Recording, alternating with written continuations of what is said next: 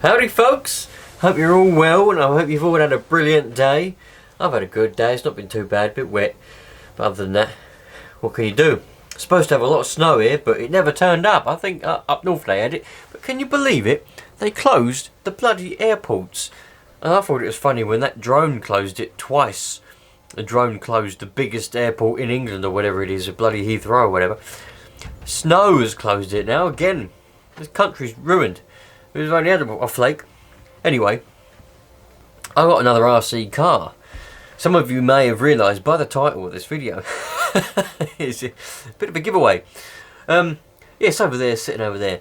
Bit of a backstory. If you're interested in the backstory, then have a listen. If not, skip ahead. I don't know, do whatever you want. Just, you know, have a carrot and relax. So, the backstory is, I was talking to a bloke. And this little car come up for sale, and originally, you know, he wanted 50 quid for it, and I was like, you know, I didn't even bother. I ain't got 50 quid to be spending on any more RC cars. I've got plenty of other more important stuff to be spending my money on. And then he, you know, he come up and he said, oh, what about 20? I said, 20 quid? Yeah. Okay. 20 quid. Can't go wrong for 20 quid really, because if this ain't any good, I haven't looked at it, but I've looked at it obviously, because what it was, the situation was, he was working near where I'm working. Well, I didn't meet him, I met him in a shop, and so anyway, he's working in this area, but he lives in a place called Ipswich. Ipswich is about an hour and a half drive for me, which I would have driven for anyway, but it doesn't matter. He says, no, it's alright, when I get home I'll post it to you. So he'd actually taken the wheels off and everything and put it in a box. I'll put the wheels back on now. We'll come with another set, but we're going to talk about them in a minute. Anyway, so yeah, he posted it to me. I paid him 20 quid for this. And as you're going to see in a minute, I think it's a cheap Chinese one. It's called a HongNor. I've never had one in person, so we'll have a look at it. And yeah, sorry if I bored you with the story again, but you know, some of you might like to know the backstory of how I acquire these little RC cars. The plan I've got for it is, the plan is to sell it, obviously, because I paid 20 quid for it. It's a no-brainer, man. It looks like a fully working car. Whether it does work, I don't know yet. He says he's been shut in his cupboard for many years, which it looks like it probably has. It's a bit dusty. Anyway, 20 quid, I could probably get my money back just by selling the engine on its own, or just the chassis as a rolling chassis, I don't know.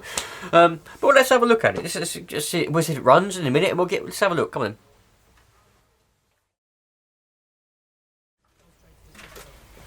Right, so here we go. Probably should turn it around so you can actually see the front of it. There we go. So there it is. I've never had one of these in person. It's a HongNor. It says it there, the HongNor. It's actually got a pretty nice little bit of suspension. It's very small. I think it must be a 1/18. What's a Nitro Rush? 1/10 now, I think. I don't know what it is, but it's a small little car. It seems like it's supposed to be four-wheel drive. Whether that works, we'll find out in a minute. Yeah, it's quite a nice little bit of suspension. Comes with these tyres, quite nice ones, but it also comes with these as well. I do like this style of wheel and tyre. They're a bit bald.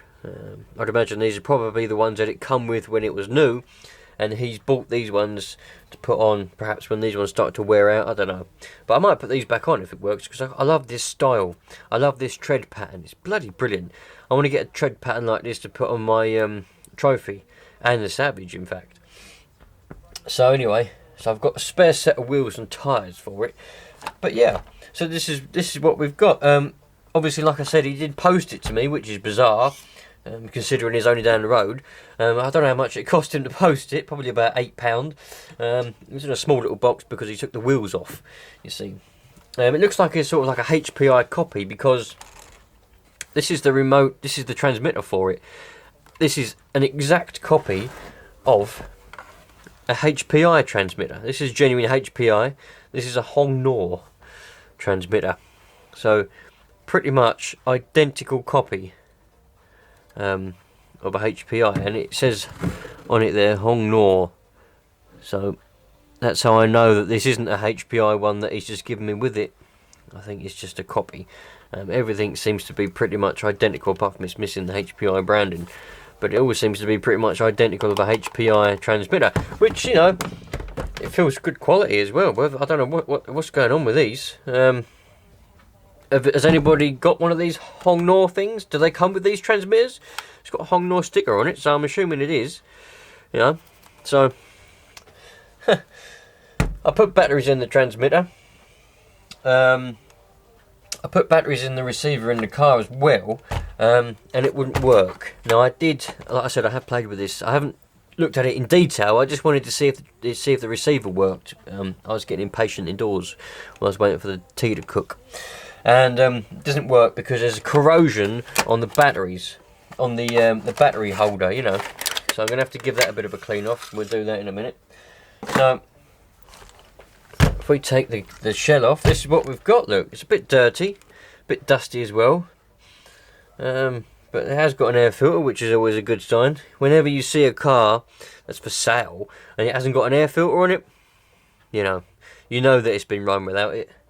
Otherwise you'd put it on. If you're selling a car, even if you had run it without the air filter, if you was going to sell it, you'd put it back on, wouldn't you? Eh? To make it look like you've run it with it on. Some people have no brains. But anyway, this one's got the air filter on it. It's got a nice little tank which is completely empty, so maybe he ran it out. Who knows? He couldn't remember a lot about it. You know, I was asking him questions because once, when he was trying to sell it to me, well, he wasn't trying to sell it. He just mentioned that he'd got one and he hadn't used it for years, and then now that the subject come up, he's going, "Oh yeah, I might get it out and sell it. You know, about 50 quid or something. You know." I weren't interested. I weren't going to pay him 50 quid for it, no way. But I was asking him questions, you know, what's it like, when did you last use it, blah, blah, blah, just to make a bit of conversation. We're inside Tesco's at the moment, you see. In Tesco's we are at the moment. About 5:30 in the morning in Tesco. I was buying me lunch for the day, and I got chatting to this bloke. So he didn't know a lot about it. He used, "Oh, I can't remember. So he may have run it out, he may not have done. The engine does have compression. It's got more compression than that Rush did. Yeah, so that's pretty much it. So what I'm going to do, let's take this out and see if we can get the receiver to work, because, you know, it ain't going to be much good without a receiver, is it? The receiver does work because, like I said, this is very awkward to get into. I took out the battery pack from the Trophy, the HPI Trophy, and plugged it in because it's got the same connector, and it did work. So I know everything works, all the servos and everything work, and the receiver works, but this battery pack is very tightly packed in it. This little battery holder, it takes AAA batteries, AAAs, and it's got a little bit of pardon me, a little bit of corrosion in there. Oh, there goes my battery. Oh. It's got a little bit of corrosion in there, and it's stopping the batteries from making their connection. So I'm just going to get rid of that, and we'll get back to it. Right, I know it's a bit difficult for you to see that. I'll have to turn it around again. So I've got it to work. It's a little bit temperamental in there. They're not a very good connection. I might have to try and get a new holder or something. They're not a perfect connection, but maybe if I can stick a cable tie around it to hold them so that they will make a connection.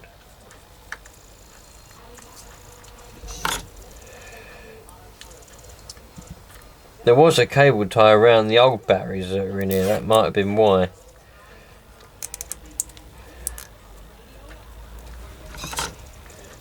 Because they were a bad connection. I'll tell you what it hasn't got. A fail safe. It does actually run crystals. So it should have a fail safe on it. Because it runs crystals. With an AM receiver and transmitter. It's got AM radio gear in it. So it should have a fail safe really. to stop against any trouble happening. Yeah, HongNor 26 to 27 megahertz 2-channel AM receiver, HNR1 it is.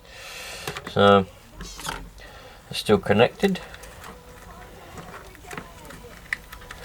It's very tightly packed in here, I'll tell you that now. Let's see if we can get a zoom in on that. Yeah, it's very tightly packed in this little box.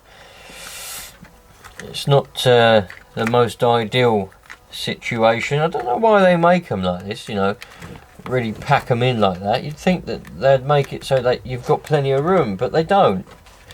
A lot of the times, well, I suppose they're trying to save space, aren't they? You know, and weight as well, perhaps. You know, but I don't know. It seems like a silly idea to me. If I was designing a car or truck or whatever it is I was designing, I'd make it so the receiver box has got plenty of space and everything is, you know, secured down, so you're not relying on everything being crumpled up together to hold everything in. I'd make it so that there's everything that's got plenty of space. But you know, I think the Rush, the HPI Rush and the Savage actually as well, they've both got pretty good receiver boxes. I like those.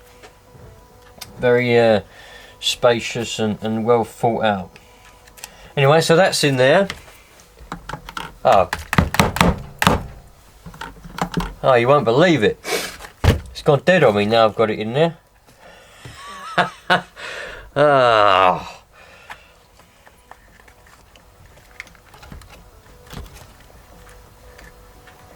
Wonder if there's a loose connection then.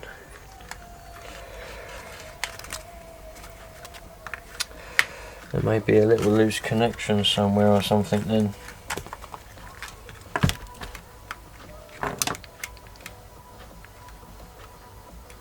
Oh. Well, that's never a good sign, is it? The red wires come out of it. So I'm going to need a new... I don't know if I'm going to be able to fix that. I might need to either try and fix it or get a new battery holder. It's Friday today, Friday evening, so I might be able to go down to Active Scale with the model shop in the morning, and they might do these perhaps. Right, let me see if I can fix it just for now. Right, so I've managed to get the little... Can you see that?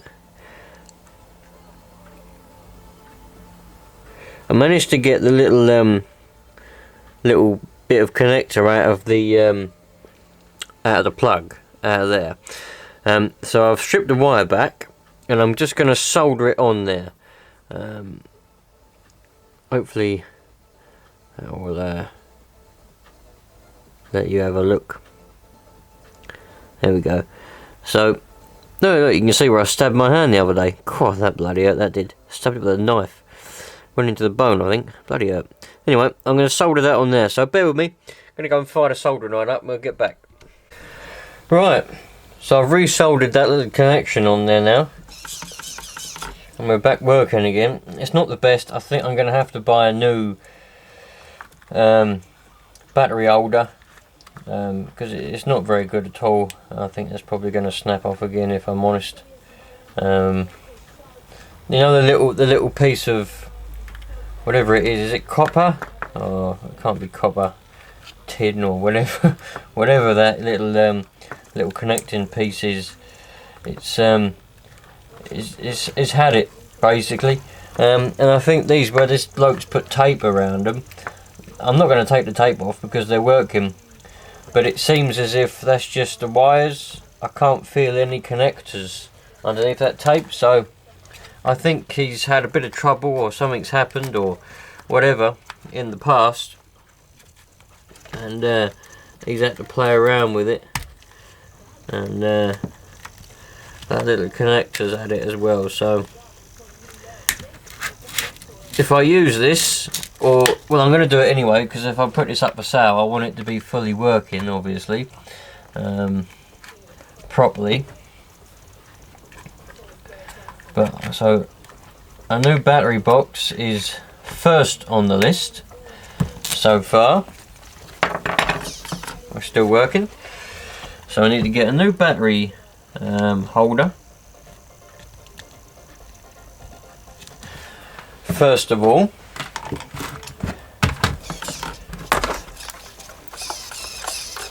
so they're brand new batteries in there as well. They seem a little bit weak.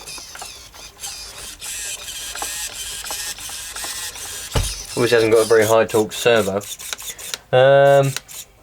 Throttle seems to be working alright. The brakes is on though. If we move it so we've got a bit of play, we move the throttle. So I've got to adjust a little throttle linkage. So I'm going to do that now. So basically, just for those of you that may not understand, this should be on, this is now where we see it is idle, tick over, you know, nothing's happening on the transmitter.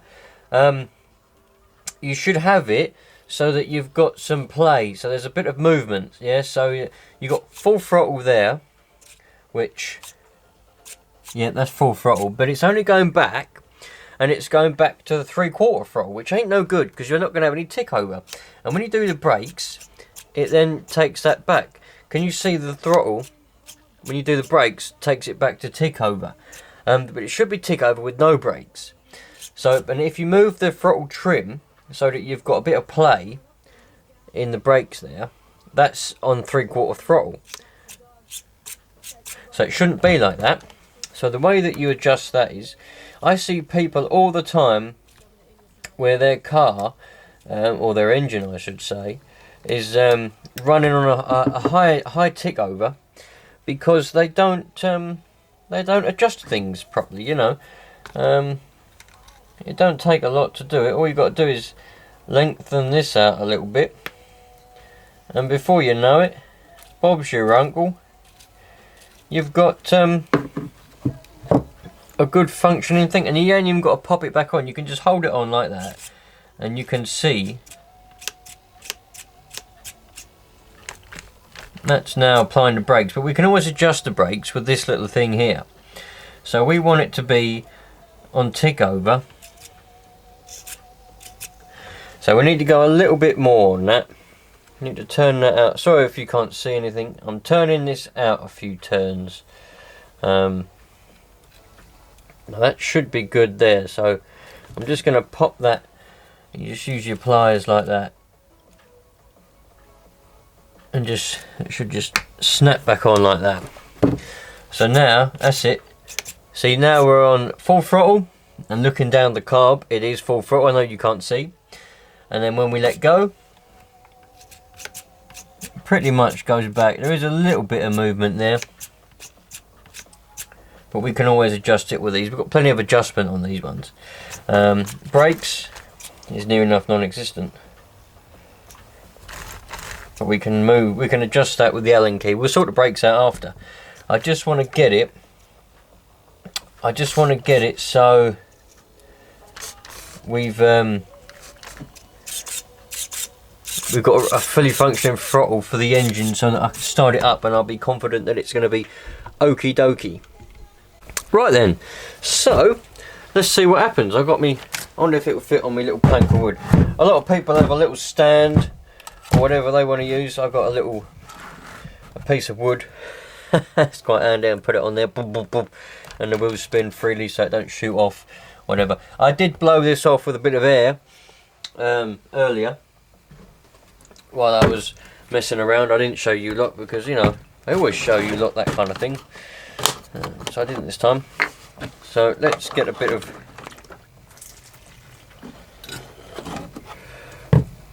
nitro fuel. This nitro fuel in this can is well old now. God blimey. Not quite as old as what's left in this can though. So let's put a little bit in here. The tank, I know the tank's on backwards. That's weird, isn't it? Eh?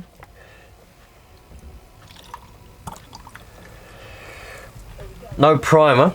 Doesn't come with a primer by the looks of things, but that's no problem. I've been looking around on the internet, you know, on YouTube. Videos come up here and there, and there's loads of different methods that people use. Actually, I'm going to do a video on how to break in an engine and look at all the different methods, just for fun, for conversation. But people have loads of different methods for priming their engines. You know, some people stick a tube in the exhaust and blow through the tube. It's weird. That's weird, very, very weird one. Some bloke in Vietnam was doing that on the video. Other people put their finger over there and pull the pull start. Fair enough. You know, but I like to just take the tube off and blow through it. Straight away, it came out that little needle there. So we've got a bad seal on that little needle there, that's for sure. Anyway, we'll put that back in there.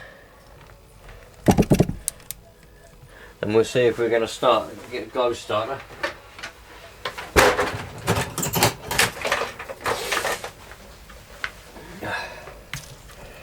What do you reckon? Is it going to be a yay or a nay? Let's find out. Oh. That pull start's not very good, is it? Right.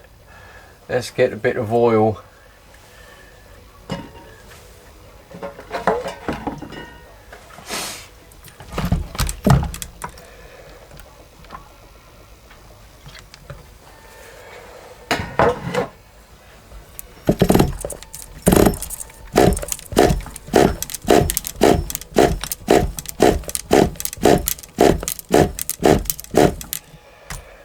Might need the heat gun. Sometimes you just need a little bit of heat. The temperature outside, and probably not too much warmer in here at the moment. You see all the smoke coming off of this. It's currently -2 degrees Celsius outside, and it's probably about 0 or maybe a bit higher in here. There's no heaters in here in this garage, so I give it a little bit of a heat up. Always helps.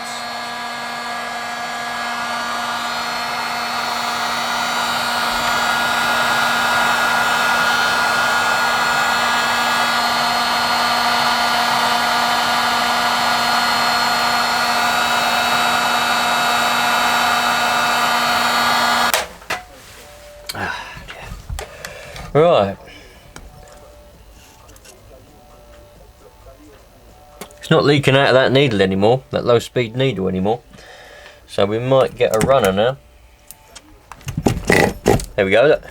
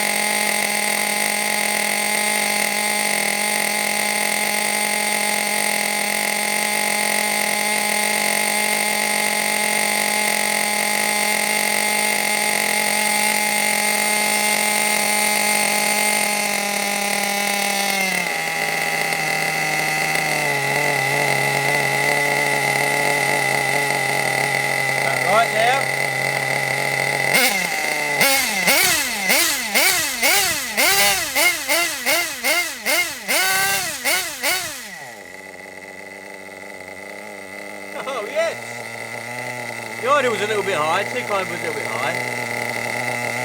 I'm pretty happy with that. Well, it was a little bit high on the tick over when I first started it up. But now, I need to play around with it a little bit, I think. Give it a bit of a tune for this weather. It might have been running hot weather last, who knows.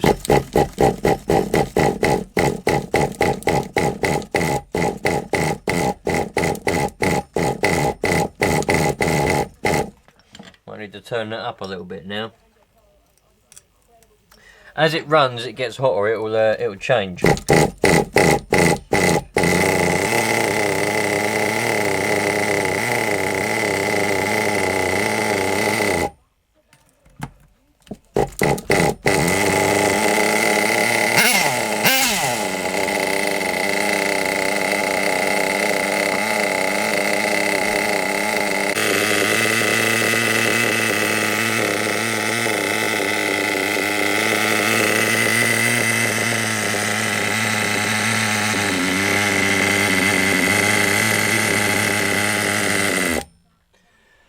it needs to be tuned, I think, for this weather, for the coldness, and it'll probably needs to be run as well. It's probably a little bit gummed up, much like my old Savage, one of the fins on the heatsink there, heatsink, cording block, head, whatever you want to call it. There's a chip off of it. One of the fins has gone, much like my old Savage, the 3.5 engine.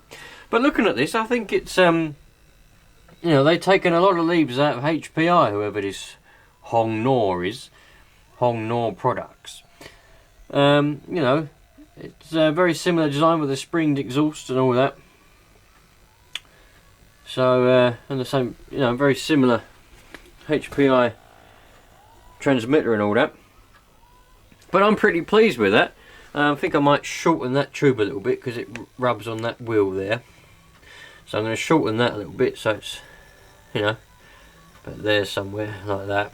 Don't know why I would have such a long tube on it. Yeah, pretty pleased with that. So just leave it in the comments, you know. Has anyone got one of these? Anyone had one? What are they like? What do you think it's like? I think what I'm going to do is, it's actually really raining outside at the moment, and the garden is flooded. Depending on what the weather's like tomorrow, Saturday, I might nip out and have a little go of it and see what it's like, give it a test, and see if I want to flip it or not. I think I probably will. You know, I can make more than £20 on it. But sweet. Just added some R clips on there. I think it's pretty sweet. Quite handy. You can get to the high-speed needle anyway through the little window there. You might be able to. Yeah, you probably could add a bit of fuel in there as well. I've tried to pull the pull start from there. It's difficult. It cuts your fingers to bits, so I may modify that. But it's a nice little truck. Or what would you call it? A buggy? Truggy? Don't know. It's nice though. I cut the pipe down a bit so it don't rub on that wheel anymore now when you turn. It rubbed on the wheel before. That was quite strange, I thought. Sweet then, so hopefully if it don't rain tomorrow, you know, we'll go out and we'll give it a little go. See what it's like. Thanks for watching, by the way, everyone. We're nearly at, well, what are we at now? I think we're about 770 something subscribers, so it'd be brilliant if we could get to 1,000. So it'd be really nice if you could, well, subscribe if you ain't already. That really help me a lot. And you know, if I can start getting some cars like this and start flipping them, which I probably may well start doing, and I can get loads of different cars, then that'll be quite exciting as the summer's coming. What are we in now? It actually is February now. It's the 1st of February, I believe, something around there anyway. So when the summer comes, that'll be bloody brilliant. Well excited. Anyway, thanks for watching. Thanks for subscribing if you are, or if you have done, or whatever. I'll see you on the next one, dudes. Let me know, by the way, if you're enjoying the series on that Rush. Are you enjoying that series? Every Saturday. Catch you around, dudes.